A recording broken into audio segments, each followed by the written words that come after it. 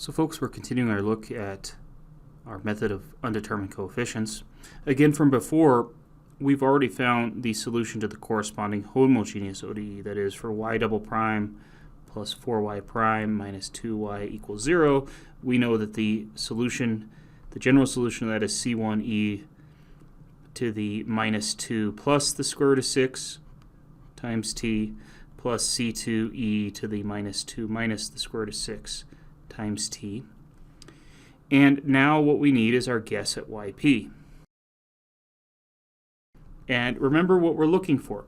We're looking for a function that when we take the two successive derivatives of that function and do this combination of stuff on the left-hand side, that when everything cleans out, we're just left with e to the 2t. So what should our guess be for y sub p? Well, we want something that when we take derivatives and everything cancels out, that's what we end up with. And so our structured guess is that y sub p should be a e to the 2t.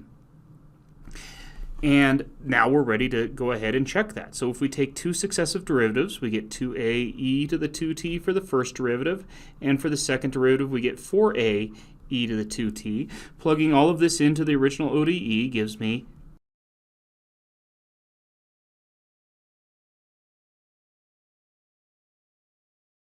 and so if I clean up that left-hand side, I end up with 4 factors of a e to the 2t plus another 8 for a total of 12. And then we subtract from that 2 factors of a e to the 2t for a total of 10 factors of a e to the 2t. But this needs to equal 1 times e to the 2t. So I again make a positioning argument like we've been doing all along, and I say that 10a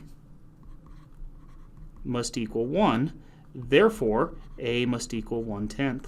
So now I'm ready to give my particular solution to the non-homogeneous ODE, and that is y sub p is equal to 1/10 e to the 2t.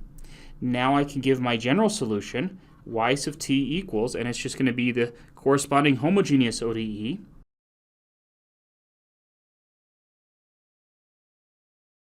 plus my particular solution, my one particular solution that I just found through the method of undetermined coefficients. And for this problem, there's nothing more to do than that. So at this point, you may be wondering how this process works.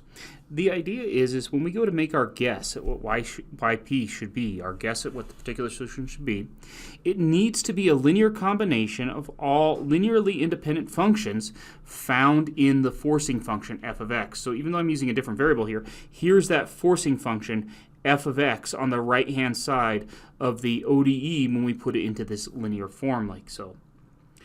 So we want to make sure that our guess is a linear combination of all those linearly independent functions found in the forcing function, as well as all of the derivatives of f of x. That's going to be a little bit confusing, and then there's this extra caveat. All of those functions need to not show up in y sub h. So we need to ensure that our guesses don't show up in the corresponding homogeneous function, which we always solve first.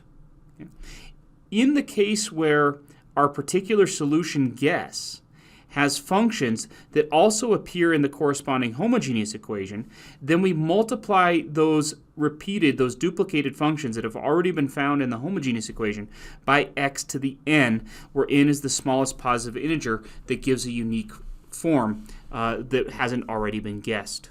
That's a very confusing topic, folks. So let's see if we can suss that out a little bit better.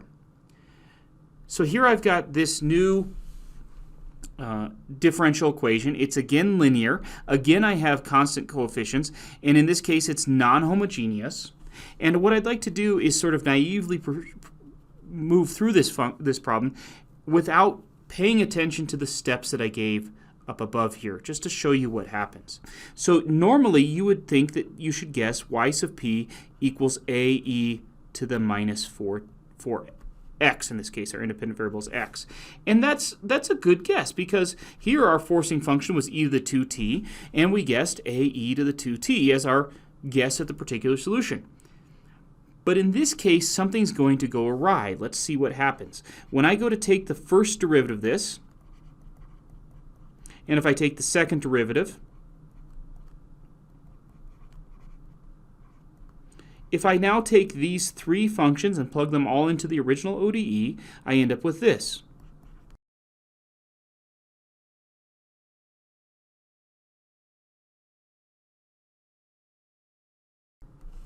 And if I collect everything together on the left-hand side, let's see what happens. I have 16ae to the minus 4x, minus 4ae to the minus 4x, minus 12ae to the minus 4x, which gives me 0 ae to the minus 4x, and there's no way for me to use this method of undetermined coefficients to solve for the value of a. In fact, I end up with the equation with no solution. 0 times a needs to equal 1. There's no solution to this. What went wrong? Well, the answer to that is to look at the roots of the characteristic equation that we normally look at when we go to solve the homogeneous equation, the corresponding homogeneous equation. So let's look at that. If we were to look at just y double prime plus y prime minus 12y equals 0, there's the characteristic equation. And if we solve this by, in this case, factoring, we'd have r plus 4 and r minus 3. And so we get r is equal to negative 4 or r is equal to positive 3. And what would our corresponding homogeneous equation general solution be? It would be c1 e to the minus 4x plus c2 e to the positive 3x. And here's the issue. Notice that my general solution to the homogeneous ODE looks like the form of my guess for the particular solution. And so we're in this situation here where you would expect to use ae to the minus 4x as your guess, but that guess showed up in the solution to the homogeneous equation. And what I need is a linearly independent solution guess from that homogeneous ODE. So what should I do?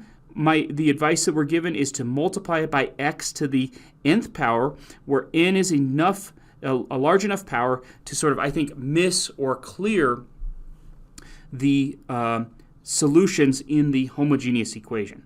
So what I could do is, instead of guessing y sub p equals ae to the minus 4x, I'll guess y sub p equals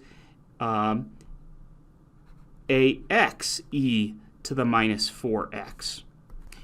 In this case, what I multiplied my repeated function by was x to the first power. Notice by multiplying this by x to the first power, I now have a guess for y sub p that doesn't show up in that family of solutions for my general solution to y sub h.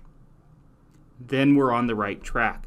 So now I'll take a derivative, and I'm going to have to do the product rule here. So if I do the product rule, I'll get the first times the derivative of the second plus the second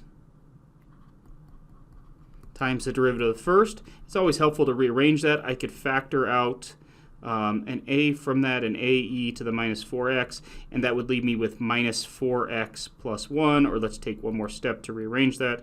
Let's see here, maybe write that as a times 1 minus 4x e to the minus 4x. Now I'm going to have to take a second derivative of that. And let's go ahead and do so.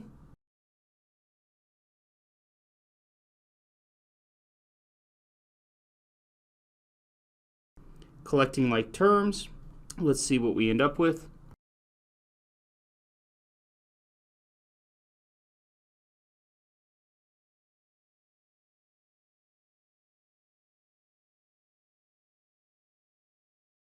So I've cleaned that up. Now I'm going to take, careful here folks, these are my three guesses. We've got this guess, this is our y sub p, this is our y sub p prime, this is our y sub p double prime. We'll plug all of those into the original ODE, and what do we end up with? Let's see.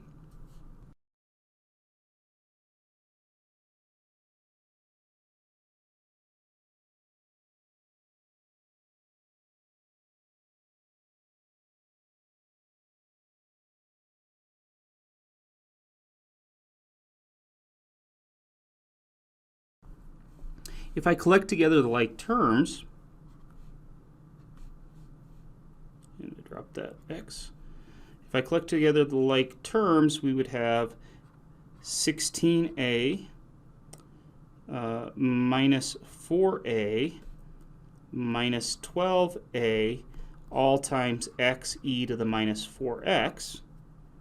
And if I collect together the constant terms, we'd have, we distribute that through, and we'd have this, and we'd have no constant terms there. So we get a minus 8a for the constant terms, and all of this needs to equal 0x e to the minus 4x, and then plus 1 e to the minus 4x. So from this, I'm able to construct two equations. The first equation is that, let's see, if we clean all this up here, that just gives us 0x e to the minus 4x. There's nothing to equate there. This is a 0 and this is a 0.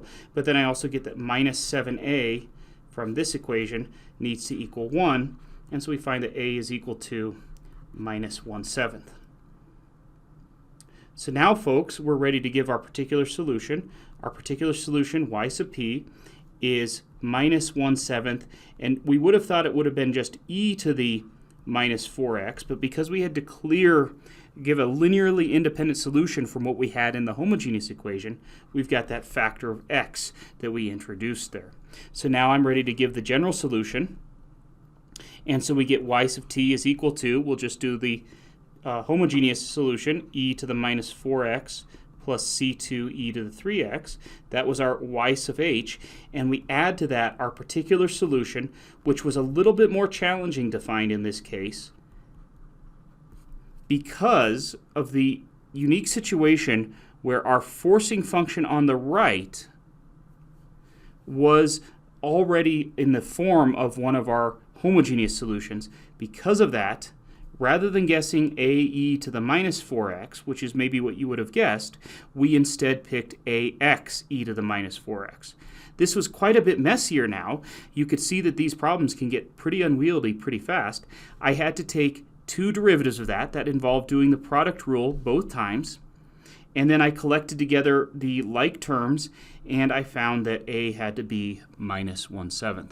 Folks, I hope this worked out for you. If you have any questions on this, let me know. And I'm going to make a couple more comments, brief comments in the last video.